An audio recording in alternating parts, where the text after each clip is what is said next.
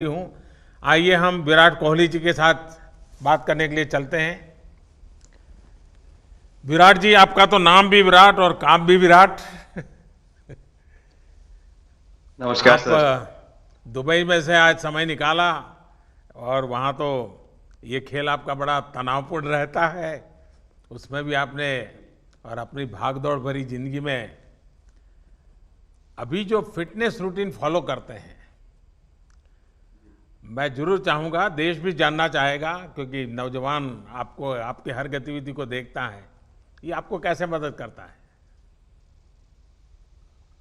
पहली बात तो बहुत बहुत धन्यवाद सर यहाँ पे हम सबको बुलाने के लिए। सब लोगों ने फिट इंडिया मूवमेंट के बारे में बात करी और इसके फायदे इसके लाभ हमको रोज अपनी डेली लाइफ में किसी ना किसी तरीके से दिखते हैं। सबने अपने एक्सपीरियंसेस बताए।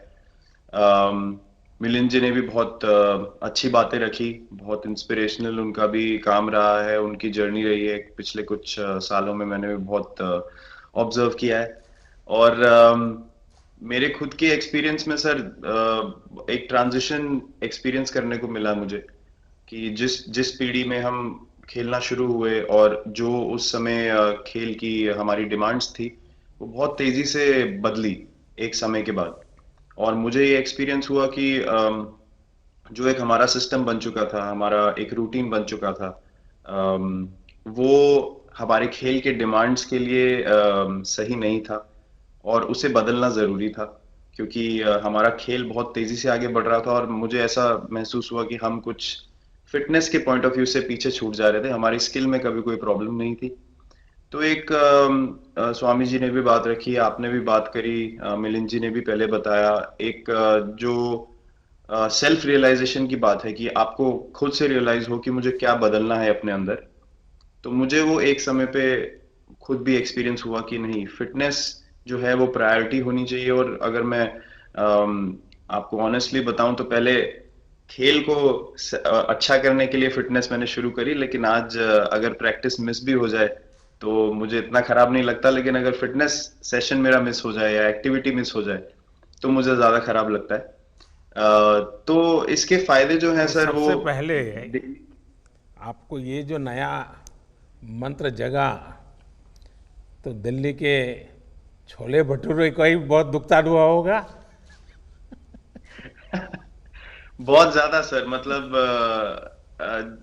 जो अभी हमने थोड़ी देर पहले बात करी कि हमारा जो नेटिव डाइट है, एक जिस रीजन से हम आते हैं उसका जो हम वो खाते हैं, उससे मैंने कभी एक्सपीरियंस नहीं किया कि हेल्थ इश्यूज हुए हो या किसी को कोई बीमारियों का सामना करना पड़ा हो। मेरी खुद के एक्सपीरियंस में मेरी नानी, मैंने बहुत समय तक देखा, इतनी ज्यादा उम्र में भी उनकी हेल्थ हमेशा ठीक रही। हमेशा उन्होंने घर का सिंपल खाना खाया।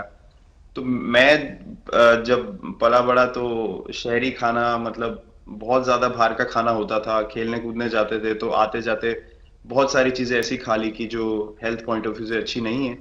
तो डाइट का भी एक बहुत बड़ा कंट्रीब्यूशन था, जो डिसिप्लिन नहीं था। तो वो फिटनेस, फिजिकल फिटनेस और डाइट दोनों चेंज करना पड़ा सर। उसकी वजह से ही चेंजेस आने शुरू हुए।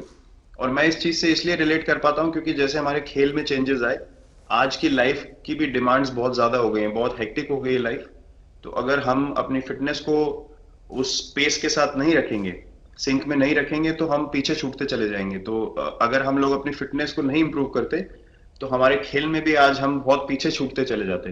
क्योंकि आप सिर्फ अपनी स्किल पे डिपेंड नहीं कर सकते। आपका जो मेंटल स्ट्रेंथ है, वो आपका शरीर कितना तंदुरुस्त है और आपका दिमाग कितना तंदुरुस्त है, उस दोनों का एक कॉम्बिनेशन साथ में चलता है। तो अगर मेरा शरीर सपोर्ट नहीं कर रहा है जो मेरा दिमाग सोच रहा है, तो मैं जो करना चाहता हूँ मैं नहीं कर पाऊंगा। तो मुझे आपके ये छोटे सामने छोटे कैलोरी चेंजेस। कम करने का भी तो चैलेंज रहता होगा और इतना बड़ा काम करने का भी चैलेंज रहता होगा। उसको कैसे हैंडल करते हैं? सर मैंने अभी जो अपने अनुभव में मैंने ये चीज एक्सपीरियंस करी है, वो ये है कि खाने के बीच में समय देना बहुत जरूरी है।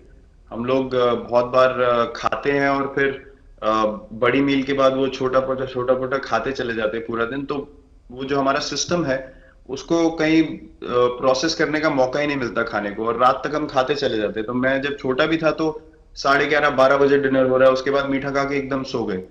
कुछ एक्टिविटी नहीं, कुछ उसके बाद वॉक नहीं। तो आई थिंक ये छोटी छोटी चीजें जो है जो बहुत मैटर करती हैं कि आप अपने अंदर के सिस्टम को भी कितना समय दे रहे हैं उस खाने को प्रोसेस करने के लिए जो आप खा रहे हैं। तो उसके लिए अवेयरनेस बहुत जरूरी है कि आप किस वजह से कर रहे हैं। आप अपने आप को ओवरऑल फिट रखने के लिए कर रहे हैं या फिर सिर्फ वेट लॉस के लिए कर रहे हैं, जैसे अभी रुजुता जी ने बोला। तो प्रायोरिटी बहुत जरूरी है अपने दिमाग में कि आप आपकी इंटेंशन ठीक होनी चाहिए, फिर अकॉर्डिंगली आपके रिजल्ट्स भी वैसे ही आएंगे बाहर। मैंने सुना है कि इन दिनों